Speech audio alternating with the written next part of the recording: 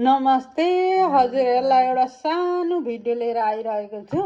Pomegranate चाहिँ कसरी सुधार्दाखेरि सजिलो हुन्छ भने पोमोग्रेनेटको यता साइडमा चाहिँ यसरी चट्ट काट्नु होला, यसरी। अनि अर्कोपट्टिको साइडमा पनि यसरी काट्नु होला, दुईपट्टिको फेदमा यसरी काट्नु होला। अनि यसलाई चाहिँ फेरि साइडबाट चारवटा चाना बनाउनु होला, यसरी। यताबाट पनि दुईवटा चारवटा भयो, यता ब्याक साइडबाट पनि फेरि यसरी।